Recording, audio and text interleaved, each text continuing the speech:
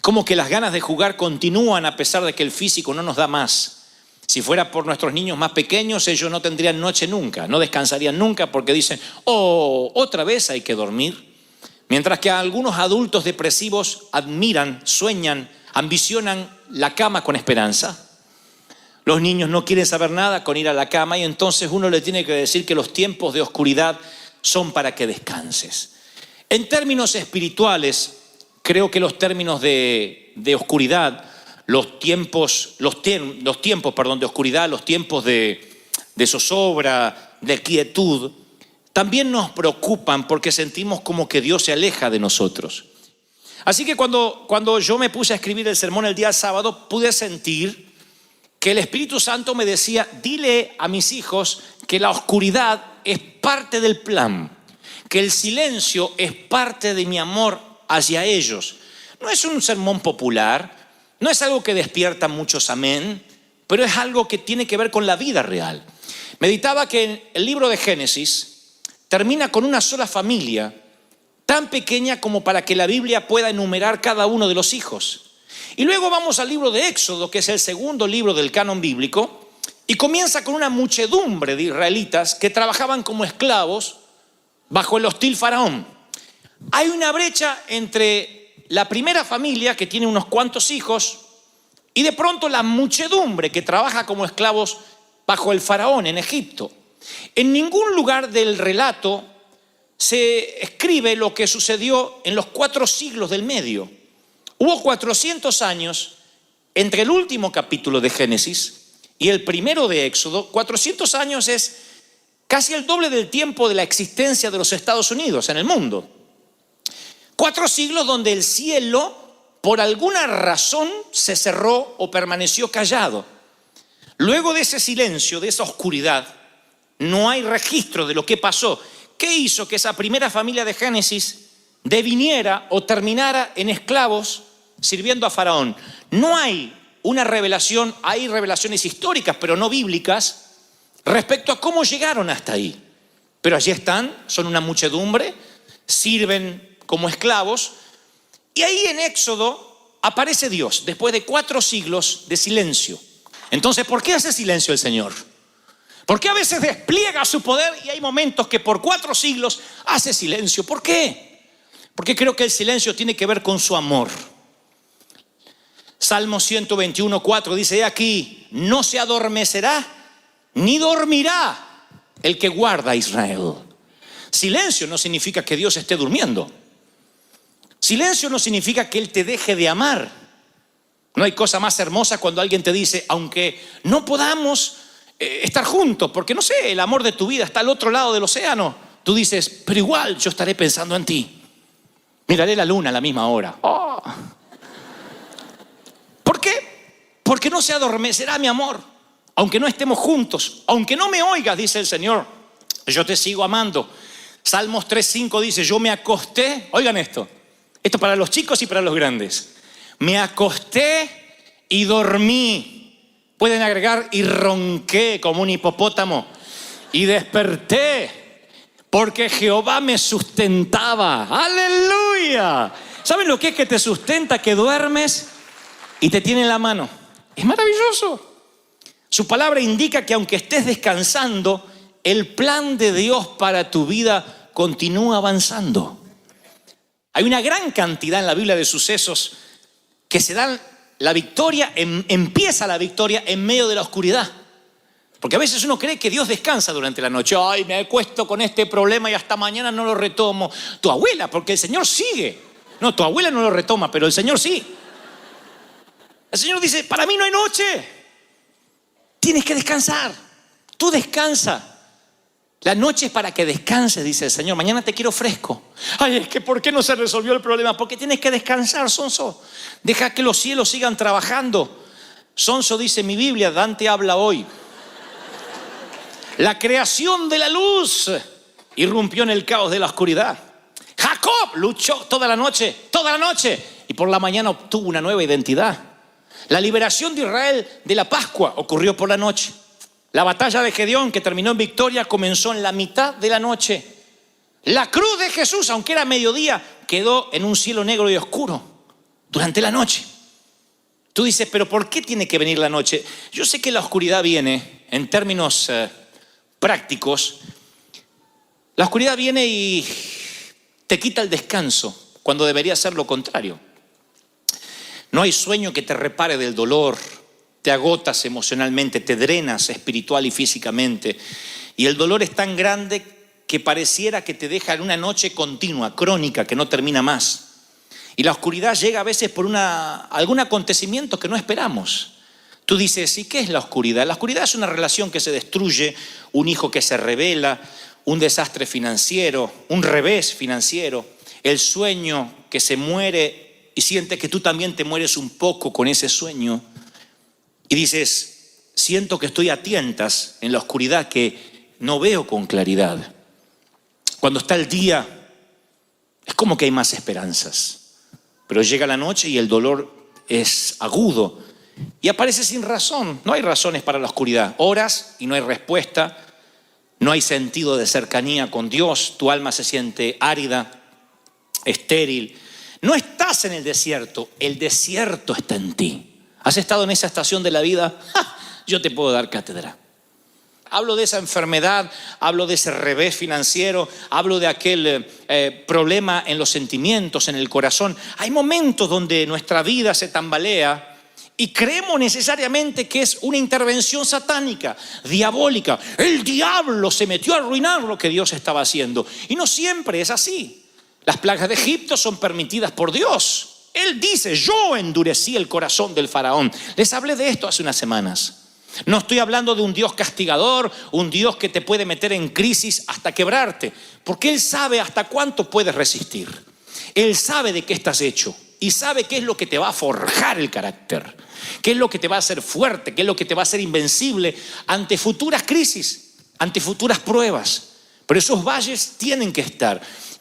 Uno de los valles, una de las oscuridades que siempre te recordaré, es la que la Biblia describe como el valle de lágrimas. Literalmente el Salmo 84:5. Este es el valle, la oscuridad, donde vas solo y debes atravesarlo. Tiene que ver con los valles de la vida real. La Biblia dice que la vida va a tener estos valles. Así que hay un valle al que vas solo, hay uno al donde Dios te lleva y otro que ocurre a causa de tu llamado. Pero el primero es uno que va solo. Es la oscuridad que te lleva ahí porque tiene que anochecer para que también amanezca al día siguiente. ¿Me están siguiendo, sí o no? Dice la Escritura, Salmo 84:5, dichoso el que tiene en ti su fortaleza, que solo piensa en recorrer tus sendas.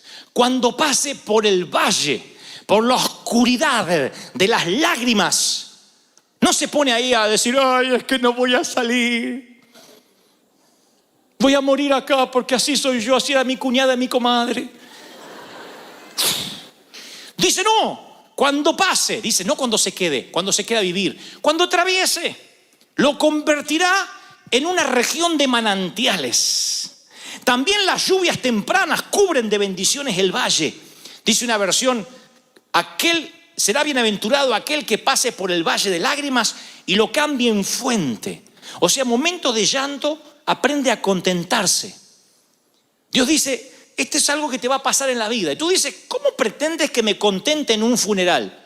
No dice la Biblia que te pongas feliz, a menos que la suegra, no dice, celebra. No, dice contenta. Tienes que contentarte. ¿Qué es contentarte? Saber decir gracias por lo que me permites pasar, porque aunque me duele, aunque lastima los fueros más íntimos de mi alma, sé que esto me va a fortalecer y mañana voy a tener fuerzas para lo que viene. Sé que algo Dios me quiere enseñar con esto. Es mi Patmos, es mi isla de destierro. Pero es aquí donde Dios va a abrir un vórtice y donde el lugar que yo creo que es territorio hostil, lleno de alimañas, Dios lo va a convertir en un sitio de comunicación divina. ¿Están recibiendo esto, sí o no? No estoy subestimando tu dolor. No estoy diciendo, bueno, avanza y ya está, piensa en positivo. No, en la fe, ya lo dijimos, no sirve. Es la fe en Dios la que te levanta, el poder de la resurrección. Y el Señor me dice que te diga, yo sé que estás triste. Es el mismo Señor que lloró ante la noticia de la muerte de su amigo Lázaro. El Señor que lloró en el huerto de Getsemaní. Él sabe lo que son las lágrimas. No es un dios del Olimpo, mitológico, esos Sansón, Zeus, que parecen ser superhéroes que nunca lloran. Él es alguien que lloró y que entiende las lágrimas, pero te dice, te he dado esperanza y esta oscuridad va a pasar, sea la que sea, la económica, la espiritual, la familiar, va a pasar, porque pensamientos de bienestar tengo para ti y no de mal. Oigan, lo diré otra vez. Me perdí muchas horas, meses y horas de mi infancia y mi adolescencia preocupado por cómo sería mi vida adulta. Me perdí mucho tiempo. Era de esos preocupones pensando, número 1, que nunca me iba a casar. Número 2, que nunca iba a tener hijos. Número 3, que nunca iba a trabajar. Número 4, que nunca iba a tener un auto. Número 5, que nunca iba a poder cambiar los zapatos despegados. Hoy les conté en el primer servicio que yo me recorrí las iglesias de Buenos Aires con un traje azul. No era un traje, era un saco azul, esos cruzados que se usaban antes. No tenía pañuelito de esto. Ahora confieso, era una media, un calcetín. Nunca nadie me dijo que lo sacara, sino hubiese salido así con... Pero era coqueto. Antes muerto que... El tipo andaba con la media. Estaba limpita, no es que... Estaba limpita. Yo pensé muchas veces que nunca iba a tener un traje más. Muchas veces pensé que a lo sumo cambiaría de calcetín. Pero nunca tendría un pañuelito de estos. No sé por qué.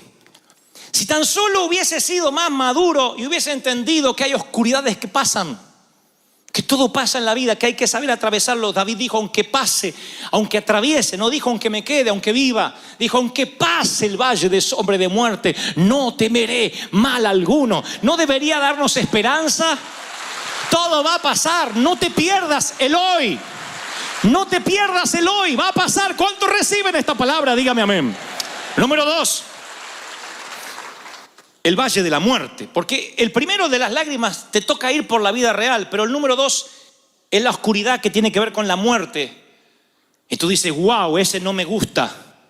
¿Cuándo es que voy a ir ahí? Cuando Dios te lleve. No a la presencia, cuando Dios te lleva al valle de muerte.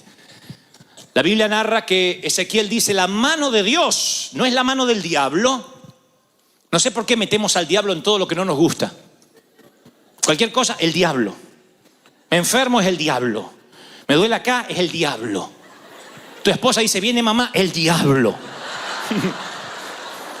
Bueno, ahí puede ser el diablo, ¿no?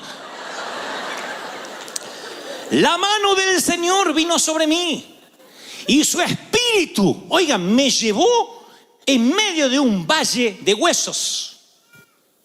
Fíjense que hoy diríamos, bueno, este hombre está ahí porque se equivocó. Perdió la brújula, el propósito, no vive en victoria. Veo que dice el espíritu me llevó a un valle de huesos secos. Es el espíritu que lleva a Juan al destierro, a Patmos, a una isla de 6 por 9 millas, una roca en medio del mar Egeo. Es el espíritu. Es el espíritu el que pone a Cristo en la cruz. Y nosotros a veces atravesamos esos valles de muerte. ¿Qué tiene para decirnos el valle de huesos secos? A veces Dios nos lleva a sitios, a territorios hostiles. Y te lo diré así, llámese un trabajo lleno de inconversos, una casa con un cónyuge que no conoce a Dios. Y uno se pregunta, Señor, ¿por qué hay tantos sitios donde yo podía estar? Pero dice el profeta, me hizo pasearme entre los huesos. Y había muchos huesos que estaban secos. Y me dijo, hijo de hombre, ¿podrán revivir estos huesos? Y yo dije, Señor, tú lo sabes. Cuidado con lo que respondes, porque a veces Dios te dice, ¿tú crees que tu hijo, rebelde, cabezón, que sale al padre y al abuelo, puede ser un siervo mío? Ay, no conoce a mi hija. Bueno, va a seguir un hueso seco. ¿Tú crees que puedo cambiar a tu cónyuge? ¿Tú crees? ¿Que puedo sacar? Bien, dijo la hermana, amén. ¿Que puedo sacarte de las deudas? ¿Tú crees? Hay a veces que Dios nos pregunta. Van a ver que cuando el Señor hace milagros, siempre pregunta. Ve a un ciego y le dice, ¿quieres ser sano? Parece una preguntonta. Es como cuando uno se cae y te mira alguien y dice, ¿te caíste? No, siempre me revuelco hasta ahora en el césped.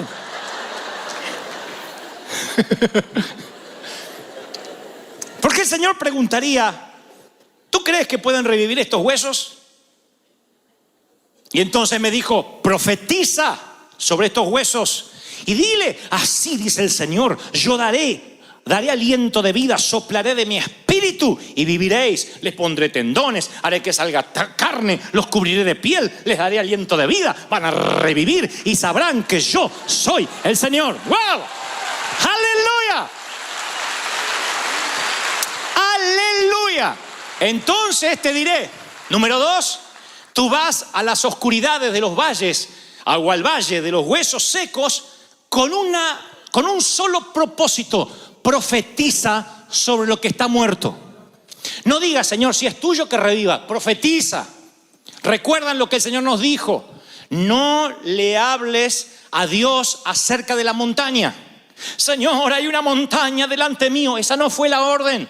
Dios nunca dijo, cuando te encuentras ante una montaña, órame a mí para que yo te la quite. Él dijo, dile a la montaña, muévete, háblale de Dios a tu montaña. Dile, muévete, profetiza. ¡Wow! ¿Cuántos están recibiendo esto? Dígame amén. Te paras entre la montaña y le profetizas. Caminas entre los huesos secos y profetiza. ¿Cuánto hace que no abres la cuenta bancaria en internet? Mira los números rojos, los cheques, lo que tienes para pagar. Y en vez de llorar y decir, Señor, mándame algo, ¿no habrá quedado algo en alguna chaqueta? En vez de hacer eso, ¿cuánto hace que no has profetizado? En fe, caminar sobre las finanzas muertas, sobre la quiebra, y decir, en el nombre del Señor, profetizo que los recursos vienen, que la providencia se suelta, que los cielos se abren, porque Dios me trajo aquí en el Espíritu para que se revierta. ¡Aleluya! ¿Están recibiéndolo, sí o no? Profetiza. Espera que tu hijo se duerma esta noche y profetízale. Al grandote, digo, al mamut. Porque a los nenitos es fácil profetizarse, pero el mamut de 22, 18, con las patas peludas.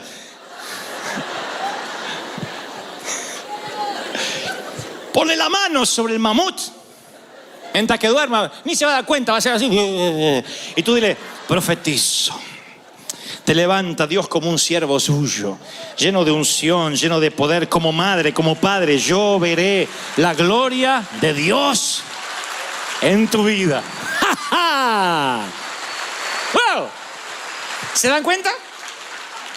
¿Qué hubiese pasado si el profeta hubiese dicho, bueno, no sé, son demasiado secos los huesos? Debiste haberme traído cuando estaban medios muertos. Por eso Jesús le dice, ¿tú crees? Dios le dice, ¿tú crees? Le dice Jehová, ¿tú crees que pueden revivir? ¿Tú crees? O sea, yo puedo hacerlo, pero necesito saber cuál es tu respuesta, y la respuesta es correcta.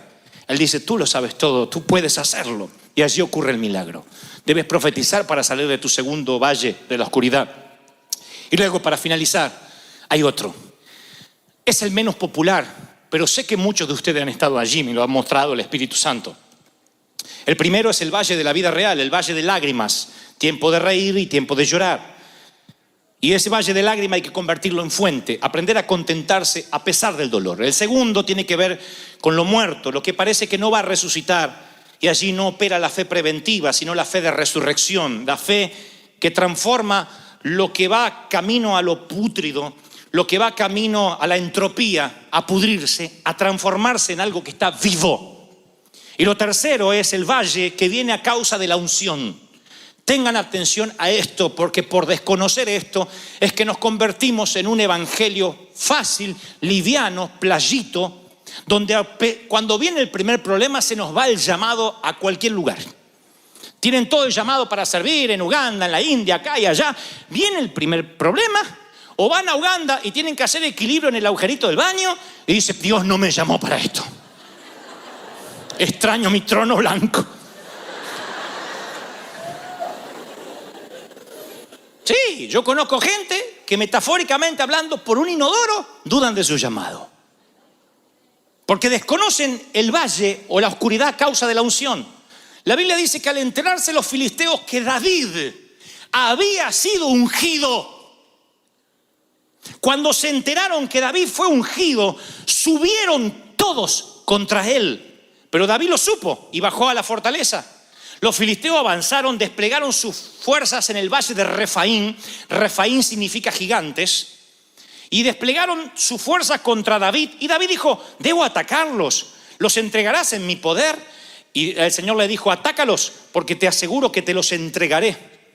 Muéstrame a alguien que esté ungido, que ore por los enfermos, que quiera servir al Señor, que libere a los endemoniados, y te mostraré a alguien que muchas veces ha llorado preguntándole a Dios dónde está Él en sus momentos personales. No crean a esos super predicadores que parece que la vida les sonríe y bajan de un carro de fuego a predicar y luego se van otra vez a la presencia de Dios hasta el próximo domingo. No funciona así. Somos humanos, de carne, de hueso. Tenemos decenas de problemas. Nos deprimimos, lloramos, nos enojamos, pecamos, nos airamos. Eso pasa con cualquiera. Y es más, cuando Dios te unge, lo he dicho tantas veces, nuevo nivel de unción, nuevo demonio asignado. No quiero que se asusten, quiero que entiendan que es una batalla. Al enterarse el infierno de que Dios ungió una iglesia en el sur de California, más precisamente en Anaheim, despliega sus raquíticos demonios en contra de los que estén más débiles. Y los que desconocen de que esto es parte de la batalla se empiezan a asustar diciendo, ¿qué estoy haciendo mal? No, estás haciendo bien. A causa de la unción el infierno se está conmoviendo. A causa de la unción el infierno se está levantando. Pero mayor es el que está contigo que los que vienen en contra, dice la Biblia. ¡Wow! ¡Santo! ¿Están recibiendo esto, sí o no? En cada movimiento de Dios, Satanás está desesperado por contrarrestarlo o destruirlo, antes, durante o después. Cuando Satanás ve lo que va a ocurrir con Moisés, trata de matar todos los niños de esa generación. Arrasa con todos. Es tan torpe, es tan idiota. El demonio que siempre usa el mismo modus operandi. Cuando teme que Jesús nace, hace lo mismo y manda a matar todos los niños. El plan de aborto no es algo de la última era, del último siglo. Satanás ha implementado el aborto una y otra vez porque cuanto más niños destruya, habrá menos papás profetizando sobre sus cunas y sus camas. Y será menos peligro. Él dice, aborta, aborta, tienes que matarlo antes de que la profecía se cumpla. Satanás siempre atacará la profecía. Y cuando hay una profecía sobre la iglesia, vendrán los ataques. Y tú dices, ¿y cómo haré para soportar el embate? Sencillo. Tienes que saber que esto es parte del negocio. Si no hay ataques, no estás siendo un peligro. Si no estás representando un peligro para el infierno, entonces sí deberías preocuparte. Pero si tienes ataques, si Satanás se quiere levantar una y otra vez, tienes que saber que cuando él huele la profecía es porque lo que Dios determinó se va a cumplir, se va a hacer. No hay posibilidad que el plan aborte. Se va a hacer. ¿Están recibiendo esta palabra, sí o no? Cuando el enemigo se levanta es porque es más grande lo que Dios va a hacer. Aunque el enemigo venga como río, el Espíritu de Dios levantará bandera, va a plantar bandera, dice la Biblia. Aunque venga, aunque quiera arrasar. ¿Están recibiendo esta palabra? ¡Aleluya! ¿Reciben algo más? Digan conmigo, algo más. Quiero algo más. No importa si estás en el valle de lágrimas o el de los huesos secos o el valle a causa de la unción que reposó sobre ti. Nunca creas que Dios te abandonará en ninguno de los tres. Nunca, jamás. Es más, les daré esta revelación por la misma ofrenda. Y los siervos del rey de Siria dijeron, el Dios de Israel solo es Dios de montes, de montañas. Por eso siempre nos vencen. Esto dijeron los sirios. Si hacemos que ellos bajen a la llanura, al valle, ahí los vamos a vencer. Pelearemos con ellos en campo raso y los vamos a vencer porque su Dios es Dios de montes y Dios de montañas. Satanás dice, este es un creyente de domingo. Vienen a recibir la palabrita y se van. Pero Dios no está con ellos los lunes, ni los martes, ni en los valles, ni en las crisis. Y cuando el enemigo se atreve conforme relatan sus 4 biografías, era la persona más accesible, siendo quien era, siendo que era el Hijo de Dios hecho hombre, la persona más accesible que jamás existió. Él dejaba que todo el mundo se acercara a él. ¿Recuerdan ustedes cuando de niños tienen que haber tenido algún recuerdo o tienen que tener uno, que alguna vez no te invitaron a una fiesta, por ejemplo, a una boda, a una fiesta de 15, a un cumpleaños, y te enfadaste? O te habrá pasado a tu hijo.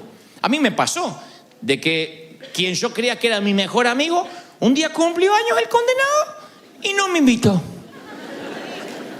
Hoy llegué a la conclusión, hablando de esto en el primer servicio, que a lo mejor coincidía con que yo tenía piojos en esa época. Y nadie invita a un piojoso al cumpleaños.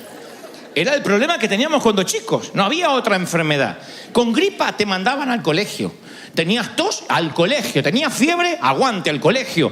Los piojos no, porque te echaban las maestras. Y las nenas tenían que peinarse con un peine fino para que salieran los extraños habitantes. Y sí, y coincidentemente que a lo mejor yo tenía piojo, por eso no me invitaron. Sea lo que sea que te sientas un piojoso o no, yo recuerdo la sensación de la exclusión. Yo recuerdo sentirme rechazado. Y es algo horrible que te sucede de adulto, te sucede de pequeño. Ahora, que no te inviten a un cumpleaños, la vida te va forjando y te vas abriendo paso en el mundo adulto, y un momento que ya no te importa y dices, bueno, al cabo lo pude superar. Pero ¿qué si sientes que el Señor no te invita? Hay de los que literalmente van por la vida, aún siendo cristianos, sintiendo que el Señor nunca los invitó, que están colados en la fiesta del reino, que viven en el reino, pero nunca verán al rey, que son como los parias, las personas piojosas, los que no deberían estar cerca del homenajeado. Y vamos por la vida con esa amarga sensación. Cuando yo leo detenidamente las páginas de las Escrituras hebreas, lo primero que noto es que Dios llama a su pueblo, mi pueblo. Le dice a Israel, ustedes son mi pueblo, linaje escogido, real sacerdocio, pueblo adquirido por Dios. Pero luego agrega, y seréis luz para las naciones. O sea, el Señor está diciendo, te estoy iluminando para que también ilumines. Como una luna tienes nada más que un resplandor prestado, para que también puedas iluminar. Pero los hebreos se sintieron una élite.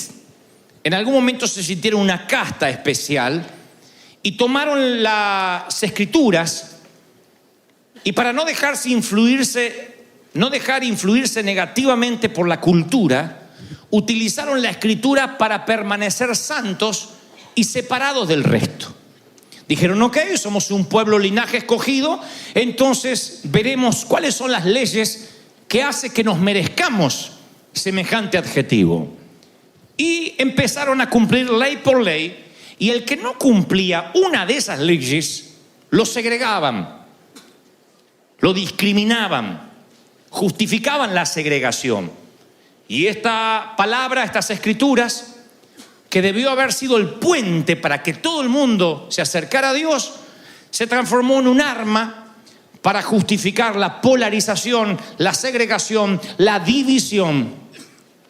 Y el que no cumplía las leyes entonces no era santo, no podía acercarse a Dios de ningún modo, no podía cualquiera entrar al templo. Han descubierto a la fecha letreros que todavía están allí escritos en su idioma original, que le decían a la gente, no pase de esta baranda, no atraviese más de esta barda si usted es gentil. Si usted no tiene la genealogía correcta, no entrará al corazón del templo. O sea, en otras palabras, no importa de qué tan lejos tú vinieras, tú no podrías entrar al templo si no tenías la genealogía correcta. Había una élite, un pueblo que decía somos el pueblo escogido. No para iluminar, sino para segregar, para excluir, para dejar fuera. En cierta ocasión el apóstol Pablo, la Biblia narra que él llega al templo porque tiene que terminar un proceso de purificación. E iba a dar una ofrenda y va acompañado con un gentil, con un mundano sería hoy. Pablo le dice al gentil, quédate fuera, yo voy a entrar al templo. Y la palabra dice que los amigos gentiles que estaban afuera se quedaron para que Pablo a la salida les contara la experiencia. Quedaron fuera para que Pablo después volviera y les contara. El episodio aparece narrado en el libro de los Hechos. Y algunos santos que estaban dentro vieron al piojoso que acompañaba a Pablo. Y entonces dice que algunos hebreos de Éfeso y de Asia, judíos, lo vieron y comenzaron a amotinarse contra Pablo. Convengamos de vuelta la historia. Pablo no hizo entrar a los gentiles dentro del templo. Bien pudo haberlo hecho, invitarlos, pero él no quería herir ninguna susceptibilidad. Así que los dejó fuera. Pero los que estaban dentro inventaron una mentira diciendo, Pablo sí hizo entrar al gentil. Y dice las escrituras en Hechos 21-28.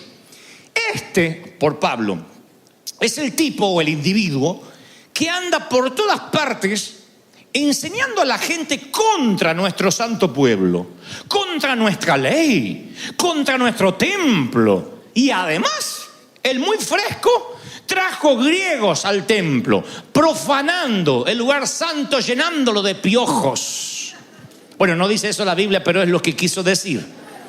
Como resultado, toda la ciudad se alborotó, la gente se precipitó en masa, lo agarró a Pablo y lo sacó del templo a las rastras, e inmediatamente cerraron las puertas.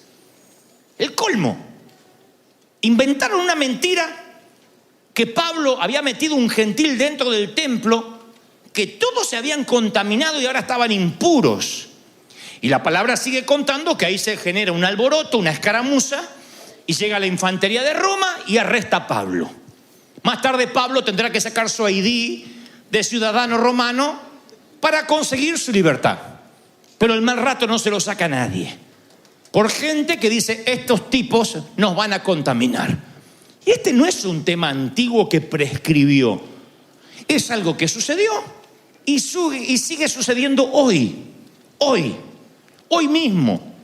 De manera tal que Pablo tuvo que escribir, ahora ustedes, los hispanos, los gentiles, la gente de color, los asiáticos, que antes estaban lejos, Dios los acercó mediante la sangre de Cristo. Estoy leyendo Efesios 2:13. Porque Cristo es nuestra paz. De todos los pueblos ha hecho uno solo, derribando mediante la cruz el muro de enemistad, hablando de muros, Don Trump, que nos separaba. La cruz anuló los mandamientos, los requisitos, y lo hizo para crear de todos los pueblos una nueva humanidad, una nueva raza, al hacer la paz, para reconciliar con Dios a todos los pueblos en uno solo, mediante la cruz. Y en la cruz se murió la enemistad. Él vino y proclamó paz a los que estaban lejos y a los que estaban cerca.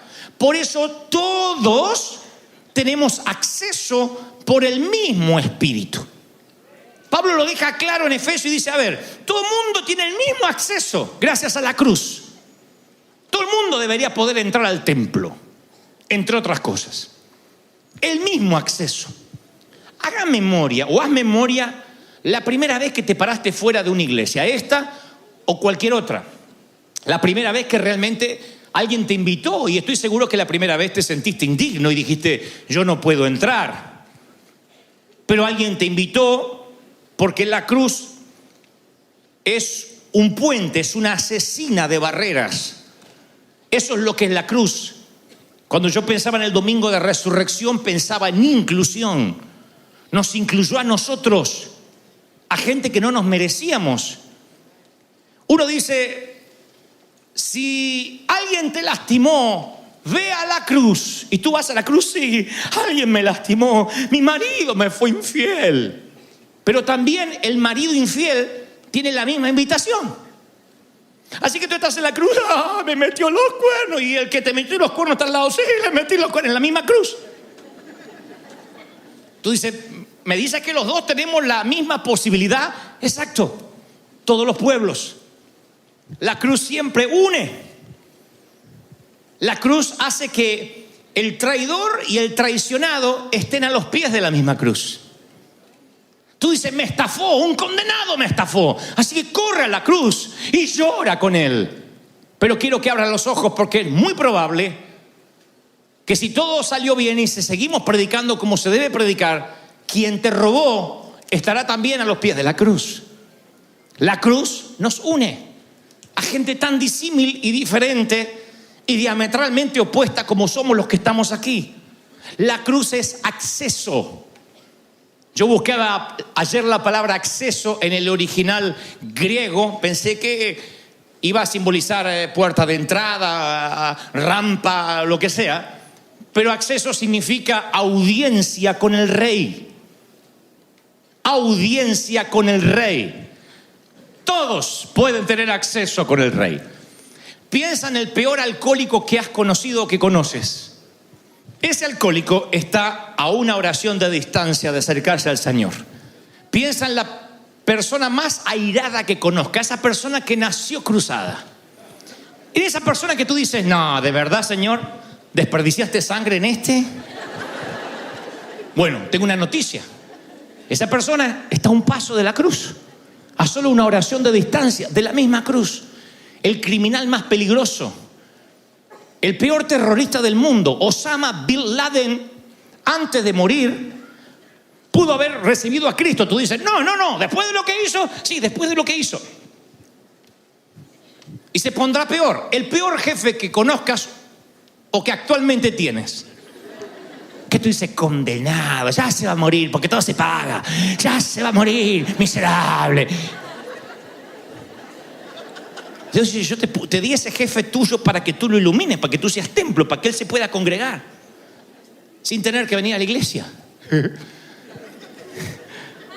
Y se pondrá peor, porque la persona más narcisista que conoces, la más agrandada, el más racista, está en la misma cruz, a una oración de distancia.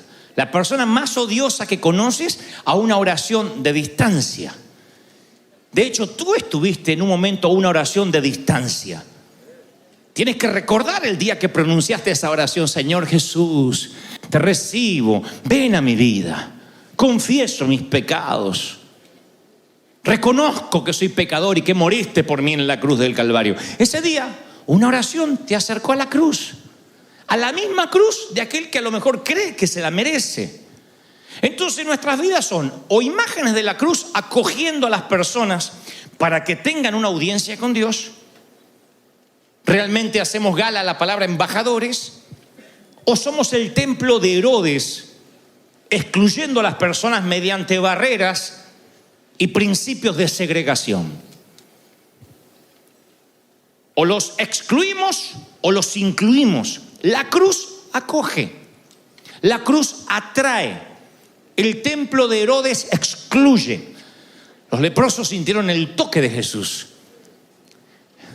Pudo haber sanado de lejos dando una palabra, sin embargo los tocaba. Leprosos gentiles, samaritanos, recaudadores de impuestos, pobres, oprimidos, paganos, pecadores, prostitutas, borrachos.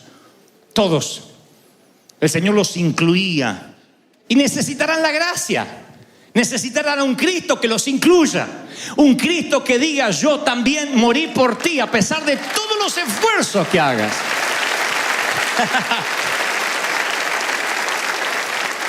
Uno de los ejemplos más llamativos de la inclusión de Jesús, de esta antisegregación que tenía él, fue cuando Simón invita a Jesús a su casa. Simón era un fariseo, un rabino, que invita a Jesús a su casa. Y todos pensamos, bueno, fue una cena entre colegas. No lo ungió con aceite de oliva al llegar, no le dio para lavarse sus manos, no lavó sus pies, no le dio algo para tomar fresco. Simplemente esto se parece más a un interrogatorio que a una cena. Pero hay un plan más taimado de Simón. Dejará entrar a una prostituta, una ramera, una mujer que cobra por los favores sexuales que le dispensa a los caballeros. No era una invitada de honor, por cierto. Creo que Simón tiene un plan: hacer caer al maestro de alguna manera. ¿Te gusta incluir a la gente? ¿Eres famoso por sentarte con prostitutas, con borrachos? Yo te traeré una prostituta a tu mesa y veré cómo te comportas. Pero el maestro no hace nada. Es la presunta ramera la que hace algo. Se percata de que Jesús está sentado, han traído el pan, la comida, y tiene los pies sucios. Así que se las ingeniera. Ella trae un perfume, un alabastro de perfume. Nadie se pregunta cómo esta mujer puede darse esos lujos. Por lo bajo murmuran de que con lo que ella hace seguramente puede darse esos lujos y otros más. Pero esa mujer no trae el perfume para oler bien ella, sino que ella empezará a limpiar, a enjuagar los pies de Jesús con ese perfume. Y tampoco es quien ella para pedir una toalla. Entonces tiene una idea inmejorable. Se quita el tul, el manto, se desata el cabello y empieza a secar los pies de Jesús, que acaba de mojar con sus lágrimas y con el perfume. ¿Cómo una mujer como esa puede permitirse semejante escena? Y Simón observa. El maestro, el Mesías, el que se dice hijo de Dios, dejándose toquetear por una mujerzuela. Jesús sabe lo que está pensando su pésimo anfitrión. Y esto es lo que le dice: Simón, deja que te cuente algo. Simón dice: ok, nada me gustaría más. 2 hombres estaban endeudados con un banquero. Uno debía 500 monedas de plata y el otro debía 50. Como ninguno de los dos podía pagar, el banquero le canceló la deuda a ambos. Al que debía 500 monedas de plata y al que debía 50. Simón, tú eres un hombre inteligente, letrado por lo que veo. Resuélveme el enigma. ¿Quién de los dos crees que estará más agradecido con el banquero? Simón dice: supongo que el que debía más dinero. Así es, dijo Jesús. Y volviéndose a la mujer, pero sin dejar de hablarle a Simón, le dijo: ¿ves esta mujer? Ella vino hasta tu casa y tú no me has dado nada para lavarme los pies. Sin embargo, esta mujer me ha lavado los pies con sus lágrimas, con su perfume, y los ha secado con su cabello. Tú no me has saludado. Ni siquiera me diste un beso cuando llegué. Ella no ha dejado de besarme los pies desde que llegué, y los ha besado aún antes de lavarlos. Tú no me has dado nada para refrescarme. Ella me ha calmado los pies cansados con perfume. Impresionante, ¿no crees? Es que a ella se le perdonó numerosos pecados y está muy agradecida. Si el perdón es mínimo, la gratitud es mínima. Simón, como la tuya.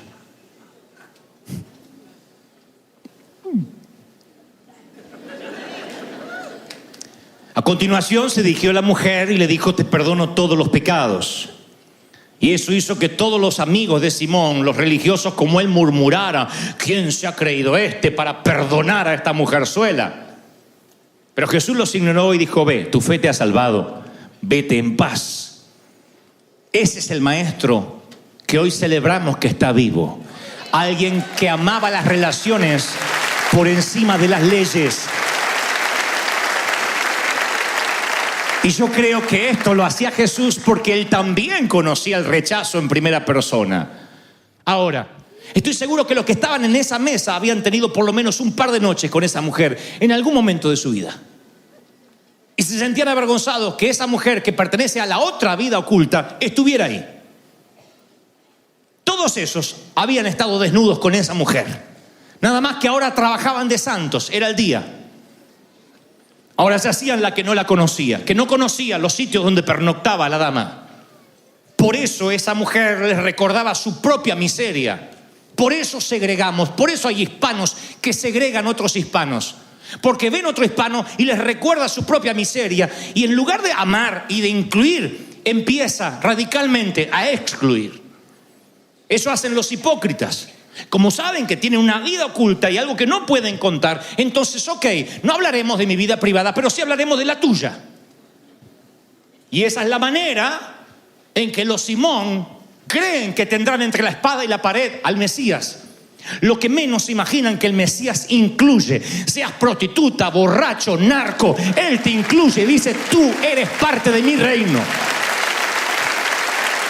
Eso es lo maravilloso. Las relaciones están por encima de las leyes. Y el Señor ama tenerte en sus brazos. Ama que te acerques a Él como estés. Tú dices: como estés. ¿Con estiércol en los pies? Claro, Él sabe lo que es comer con estiércol en los pies. Él sabe. Él sabe lo que es la exclusión, sabe lo que se siente y Él nunca te dejará fuera. La cruz junta religiosos y ladrones. Y ambos claman: acuérdate de mí cuando vengas en tu reino. Y ambos tienen la misma audiencia con el rey. Te guste creerlo o no. La cruz hará que los predicadores y pastores de sanísima doctrina, con esposas que no se cortan el cabello, con la falda por aquí, accedan al cielo, junto conmigo. Y contigo. La cruz nos unirá. La cruz te pondrá en la misma audiencia con el rey. Y nos incluirá a todos. Solo tienes que asegurarte que estés bajo la cruz correcta, donde está el Hijo. Oigan, esto que les contaré para irnos es una historia verídica que cada vez que yo la leo o la relato me impacta como el primer día. Un viudo muy rico tenía un hijo al que amaba profundamente. Era él solo con su hijo pequeño. Y entre otras cosas, el padre, este caballero, era un aficionado al arte. Y salía a dar vuelta por el mundo y solía comprar obras invaluables de Rembrandt, Monet, Van Gogh. Un día su hijo creció, el ejército lo enroló y fue llevado al frente de batalla. Al poco tiempo le llega un telegrama al padre que su hijo había sido abatido en la línea de fuego. Pocos meses después llegaría el cuerpo de su hijo en un ataúd envuelto en bandera. Pero el padre, dicen, nunca jamás se sobrepuso, nunca fue el mismo. Y una Navidad que el hombre estaba pasando solo, golpean a su puerta y cuando la abre ve lo que parece ser un ex militar, por su porte, por su corte de cabello, y efectivamente lo era. Le dice al Señor que él fue el compañero de pelotón de su hijo, que estaban en el mismo sitio, en la misma trinchera cuando su hijo fue abatido. Y le dijo: su hijo me contó la afición que usted tenía por el arte, o que tiene. Así que me permití, cuando yo estaba allí con su hijo, hacer un retrato de él. No soy un Monet, no soy un Rembrandt, pero es lo más parecido que pude hacer. Estoy seguro que usted quisiera conservarlo. Ese fue el mejor regalo para el caballero. Estaba el hijo dibujado en un portarretrato, lo colgó sobre la chimenea y ahí estaba, entre todas las obras de arte, el retrato de su hijo, amateur por cierto, con una firma desconocida. Y finalmente un día el caballero murió y fue muy conocido en todo el mundo que los grandes coleccionistas se desesperaron cuando se anunció la subasta de las obras de arte que engalanaban las paredes de la mansión. Llegaron coleccionistas de todo el mundo. Una subasta importantísima donde se alzarían con las obras de arte más preciadas. El subastador se paró delante de todos los coleccionistas que estaban allí, muy millonarios por cierto, y dijo: lo primero que será subastado será el cuadro del hijo del dueño de la mansión. Y los que estaban allí pensaron que era una broma, se miraron desconcertados. El subastador prosiguió y dijo: lo siento, pero la subasta comienza con este cuadro. Y la base para la subasta de esas obras de arte nunca son menos de $1.000.000. Para eso van preparados los que van. No es una venta de garage, son obras de arte. Así que el subastador dijo: ¿quién da $10 por el cuadro del hijo? ¿Quién oferta 15? Nadie. Levanta la mano un caballero de unos casi 70 años y dice: señor, yo no sé si podría participar. En realidad yo...